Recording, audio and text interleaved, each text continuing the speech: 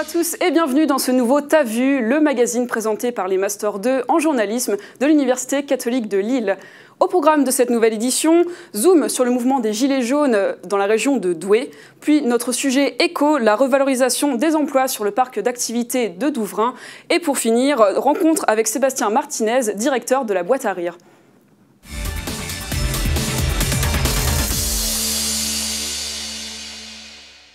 Le fait d'actualité de cette semaine, le mouvement des Gilets jaunes mobilise une partie de la France. Samedi dernier, revendication, débordement, nous sommes allés à leur rencontre. Un reportage de Charlie Kreter et Caroline Delattre. Le 17 novembre dernier, les Gilets jaunes se sont mobilisés dans toute la France suite à la hausse du prix des carburants pour janvier 2019. À Douai, dans le Nord, certains d'entre eux bloquaient les accès aux centres commerciaux des environs, car qui dit centre commercial, dit station essence. Une taxe de trop pour ces manifestants des Hauts-de-France ayant ras-le-bol des dernières réformes du gouvernement.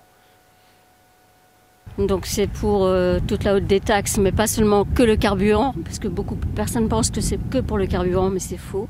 C'est pour la CSG, c'est pour la misère sociale, c'est les retraites qui ont baissé, c'est toutes les taxes en général, les impôts...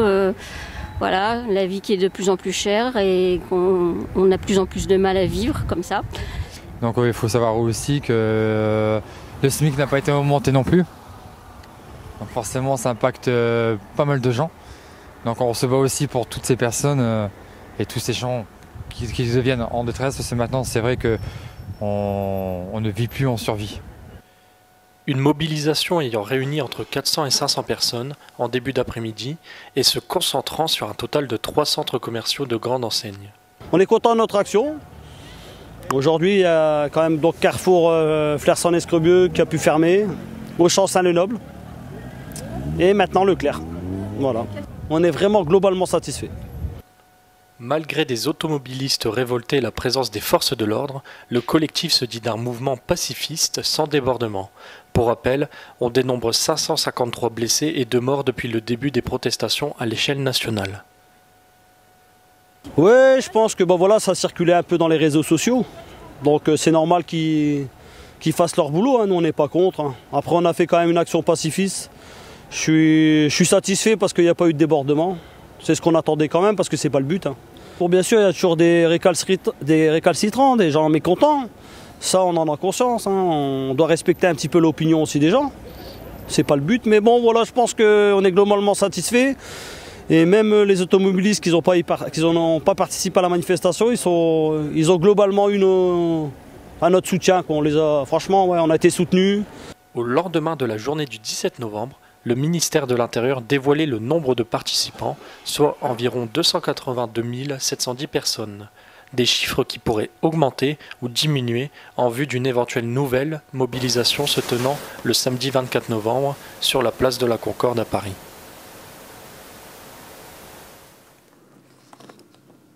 Caroline nous a rejoint sur le plateau. Bonjour Caroline. Bonjour. Donc, comme vous l'avez expliqué dans le reportage, ils ont bloqué en particulier une zone commerciale. Est-ce qu'ils ont prévu ou ont fait d'autres actions, notamment des blocages de routes, par exemple? Oui, c'est vrai, alors que sur la journée du samedi, ils avaient déclaré en sous-préfecture 3 lieux, comme on a pu le voir dans le reportage, principalement des zones commerciales, Auchan, Leclerc et Carrefour, au niveau du Douaisis.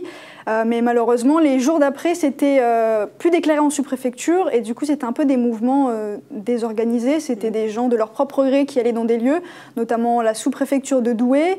Il y a eu également l'imprimerie nationale qui se situe à quelques mètres du centre Leclerc à Flers-en-Escrebieux.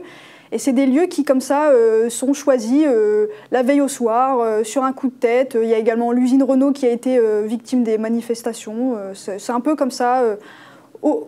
Comme ils en ont envie, en fonction de où les CRS se trouvent. Si les CRS sont là, ils vont changer d'endroit. Mais c'est vrai que c'est un peu désorganisé. Il n'y a rien de très prévu, ça se fait un petit peu au dernier moment. Alors on a pu entendre dans différents médias qu'un acte 2 se préparait.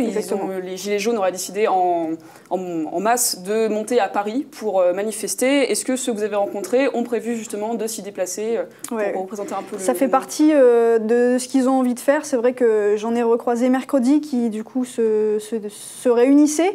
Ils essayent de se voir le plus souvent possible pour mettre en place de nouvelles actions. Et dans leur esprit, samedi c'est un jour très important parce que moins de gens travaillent, donc c'est sûr que ça permettra à plus de gens de se rassembler. Ils avaient prévu de louer un bus. Un des manifestants que j'ai croisé était conducteur de bus. Il s'était rapproché de la compagnie de son directeur pour pouvoir louer un bus. Et malheureusement, hier soir, ça s'est un peu délié cette affaire parce que le responsable de la location de bus s'est rendu compte que c'était pour les Gilets jaunes et il n'était pas forcément pour que ce bus parte en direction de Paris avec l'étiquette Gilets jaunes, avec tous les méfaits que ça peut engendrer. La compagnie a voilà, donc la compagnie a dit stop et malheureusement les personnes devront aller à Paris de leurs propres moyens. C'est un peu compliqué. Donc il y a des gens qui vont manifester sur Douai parce qu'ils ne pourront pas se rendre à Paris, mais c'est vrai que certains sont vraiment déterminés à descendre à la capitale. D'accord, donc on peut attendre une grosse mobilisation samedi prochain. Oui. Très bien, merci Caroline. Merci à vous. Près de Douvrin, le parc d'activités logistiques Artois-Flandre s'agrandit grâce à de nouveaux investissements. Plus de 1500 emplois devraient être créés. Un reportage d'Antoine Vitlecki et Armand Lavenne. En 2015, l'entreprise française de mécanique implantée à Douvrin annonçait sa volonté de fermer la plupart de ses bâtiments. Constructeur de moteurs filiale de PSA a pris cette décision à cause de sa production qui a drastiquement chuté. Le CISIAF, syndicat intercommunal, l'a rappelé jeudi dernier à l'occasion d'une conférence de presse. Aujourd'hui, les travaux sont sur la fin. Un coup dur pour un bon nombre d'emplois. Depuis 10 ans, il y a eu des baisses qui sont surtout liées au compactage de la française de mécanique. Quand vous supprimez 2000 emplois, c'est sûr que ça fait un trou. Même si on a d'autres entreprises qui créent des emplois régulièrement, pour rattraper ces 2000 emplois, c'est pas simple. Mais aujourd'hui, on a à peu près 5000 emplois sur la zone industrielle. Le CISIAF récupère donc beaucoup de terrain et augmente parallèlement son offre. Une dizaine de projets ont abouti et de nouveaux travaux ont débuté. 8 entreprises industrielles se développeront ou s'implanteront. Les 2 plus gros projets concernent Postimo et Geodis qui devraient créer à elles seules 400 emplois sur près de 400 hectares. Le CISIAF est conscient de l'importance aujourd'hui du e-commerce et donc de la logistique. Suite à la réflexion de l'ensemble des élus, on est un petit peu à un tournant. On a constaté que l'usine, les entreprises industrielles n'ont plus le même visage, qu'elles se compactent partout en France, partout en Europe d'ailleurs aussi. Et donc, ça, il faut en tenir compte. Et puis, on a maintenant le commerce Internet qui a pris beaucoup d'ampleur et qui génère donc toute une logistique qui est génératrice d'emplois. Et donc, les élus ont décidé de prendre ce tournant. Donc, c'est le moment de communiquer. Le CISIAF regrette par ailleurs que l'État ne soit pas intervenu après le compactage de l'AFM, comme il a pu le faire autre part. Mais le syndicat ne désespère pas la venue en aide de l'État. On a beaucoup de projets et que si on était aidé, ça pourrait aller mieux et plus vite et surtout apporter de l'emploi, pas seulement à la zone industrielle ici, mais pour tout ce bassin de population qui est important ici, tout autour du CISIAF. À chaque fois qu'il y a suppression d'emplois par rapport à des regroupements ou par rapport à des compactages d'entreprises, comme c'est le cas ici, comme c'était le cas à Charleville-Mézières, eh bien à chaque fois l'État accompagne en amenant, donc en favorisant l'arrivée d'un gros projet qui sera générateur d'emplois. C'est ce qu'on attend ici, on l'espère surtout. Le CISIAF a encore beaucoup de terre à combler, mais les projets déjà en cours devraient développer, dans les 5 prochaines années, entre 850 et 1000 emplois. Armand est avec nous sur le plateau. Bonjour Armand. Bonjour Charlotte. Alors, comme vous l'avez expliqué, le CISIAF a décidé d'investir dans le parc qui va s'agrandir. Donc, qu'est-ce qu'on peut attendre comme nouvelle entreprise, comme nouveaux bâtiments qui vont être construits sur le site ? Le CISIAF l'a présenté durant la conférence de presse jeudi dernier. Il y a 10 nouveaux projets en fait, qui sont en cours ou qui vont être réalisés. Donc, les travaux sont soit en cours, soit vont être réalisés. Dans les 10 projets, il y en a 8 où c'est des entreprises industrielles qui soit se développent, soit se créent. Et après, on a des projets en fait qui sont soit de e-commerce, soit de logistique, c'est-à-dire la Postimo, c'est Colissimo, ouais. Geodis, et donc du coup, ça fait à peu près à elle seule 450 emplois en plus, sachant que sur les 10 entreprises, il y a 1000 emplois, entre 850 et 1000 emplois en plus. Donc ça fait qu'à elles deux, elles prennent la moitié des nouveaux emplois qui devraient être créés dans les 5 ans. Donc en fait, c'est ce nouveau tournant qu'a pris le CISIAF, c'est-à-dire de s'intéresser au e-commerce et à la logistique. D'accord. Et justement, ce nouveau tournant, est-ce qu'il y a eu un moment en particulier dans lequel il s'est déclenché ? À quel moment ils ont décidé d'investir là-dedans ? Ouais, il y a 4 ans, donc en 2014, ils ont postulé pour recevoir Amazon, donc c'est-à-dire une création d'emplois phénoménal. Et en fait, ils ont fini deuxième de la longue liste. Donc déjà, c'était une bonne place pour le CITIEF, mais ça veut dire qu'ils n'ont pas reçu Amazon. Et Amazon est parti s'implanter dans le Douaisis, donc à côté de Douai. À côté de Douai. Du coup. Et du coup, c'est à ce moment-là qu'ils se sont rendus compte que évidemment, de toute façon, c'est évident que l'e-commerce et la logistique prennent une place de plus en plus prépondérante dans le paysage industriel. Et donc, ils ont pris ce tournant de choisir le e-commerce et la logistique. D'accord. Merci, Armand. De rien. C'est notre portrait de la semaine. Sébastien Martinez, comédien et metteur en scène, est aussi le directeur de la Boîte à Rire. Il est membre du réseau Le Carillon. Clara Lefebvre-Manon et Victoire Demeulenard l'ont rencontré.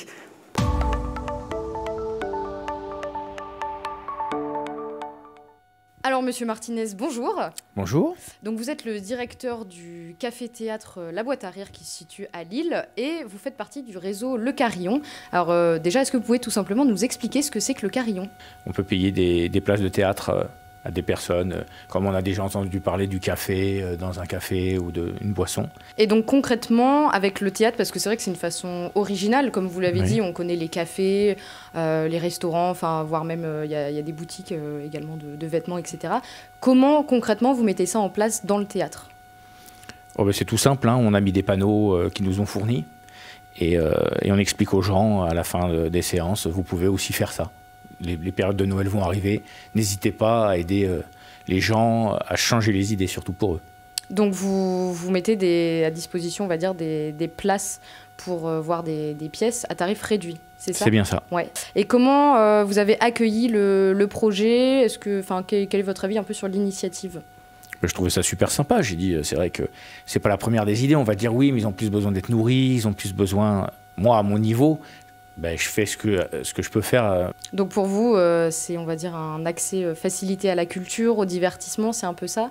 Quel intérêt vous avez, vous, à ouvrir à la culture, au théâtre ? Surtout pour eux, quoi. Ici, on fait que du rire. Passer une heure et demie à rire, ils pensent un peu moins à leur galère. Et est-ce que pour vous, pourquoi, en fait, pour vous, c'est important cette notion un peu de partage, d'aide à autrui ? On fait un métier où c'est donner du plaisir aux gens, et pourquoi pas à tous les gens, quoi. Voilà. Et donc, pour vous, comment on pourrait aider à développer un petit peu ce réseau qui est une très bonne initiative ? Et puis pour vous aussi, comment on pourrait le développer pour le théâtre ? Je pense que pour le développer, on aurait peut-être besoin des médias, même des médias régionaux, hein, un peu les journaux, et puis déjà, le fait que ça en parle... Il y a plein de gens, je suis sûr qu'ils le feraient, mais qui ne savent pas que ça existe. Parce que nous, on en parle, je pense que les restaurateurs ou les personnes qui le font autour de chez nous en parlent, mais on en parle chacun à notre petit niveau. Nous, on a une petite salle de 50 places, ça va être long avant que ça se sache partout. Et donc pour le théâtre, est-ce que aussi il y a une certaine dimension pour vous faire connaître le théâtre, les artistes qui s'y produisent, etc. Oui. En général, au niveau du théâtre, c'est le bouche à oreille souvent qui fait les choses. Donc j'espère que pour leur initiative, ce sera la même. Clara et Victoire sont avec moi. Bonjour. Bonjour. Alors, pour commencer, qu'est-ce que le Carillon exactement ? Alors, c'est un réseau qui est né à Lille en mars 2017, qui permet en fait d'améliorer les conditions de vie des personnes qui vivent dans la rue et de leur permettre de recréer le lien social avec les concitoyens. Et dans ce réseau, ça s'étend en fait à tous les commerçants qui souhaitent participer. D'accord. Et depuis sa création, est-ce que ça s'est développé ? Et si oui, comment ça s'est développé ? Alors, c'est un tout jeune réseau qui n'a pas encore un an, du coup. Qui a un an et demi passé. Oui. Et donc aujourd'hui, il est présent dans différentes villes comme Paris, Bordeaux, Lyon, Nantes ou Melun, et bien sûr à Lille. Et il y a beaucoup de partenariats qui sont mis en place aussi avec cette association. Et beaucoup jouent en fait dans ce développement, comme les Restos du Cœur, le Secours Populaire, la Croix-Rouge ou encore Sans Maille Sakai. D'accord. Et quel type de commerçants on peut y trouver ? Est-ce qu'il y a des commerçants de la région, surtout, qui s'investissent ? Tous les commerçants peuvent participer, peu importe leur activité. Donc ça va du restaurateur au pressing, en passant par le coiffeur et le théâtre du coup. Et on a trouvé que l'idée du théâtre, ça changeait plutôt du restaurant ou du coiffeur. C'est une initiative assez nouvelle qu'on a trouvé super sympa et différente de ce qu'on a pu voir ailleurs. Et juste, c'est quand même pas mal concentré sur Oisem, Fives, dans les quartiers un peu plus populaires de Lille. D'accord, pas forcément dans les quartiers, quartiers du centre. Quartiers du centre, plutôt concentré. C'est dans les quartiers qui sont un peu plus populaires. C'est de s'ouvrir un petit peu à différents niveaux sociaux. Exactement. Merci. Donc pour finir, on passe à notre agenda culturel. Victoire, qu'est-ce qui se passe à Lille en ce moment? Alors d'abord le festival Lille Loves Vinyl qui revient pour sa seconde édition après le succès de la première qui a eu lieu il y a à peu près un mois environ. Et donc c'est le retour de la fête du vinyle. Funny Vintage et Paris Loves Vinyl ont à nouveau réuni leur équipe et vous présentent les meilleurs vendeurs du milieu musical spécialiste du vinyle. Alors ils viennent du Nord, de Belgique, des Pays-Bas, d'un petit peu partout en tout cas. Et au total, vous pouvez trouver 40 exposants, 8 DJ aussi qui vont se produire et plus de 50 000 vinyles au rendez-vous. Alors les entrées sont fixées au prix de 3 €, il n'y a pas de prévente en plus. Donc direction la Halle au Sucre, rue de l'Entrepôt à Lille, dimanche 25 novembre de 10h à 18h.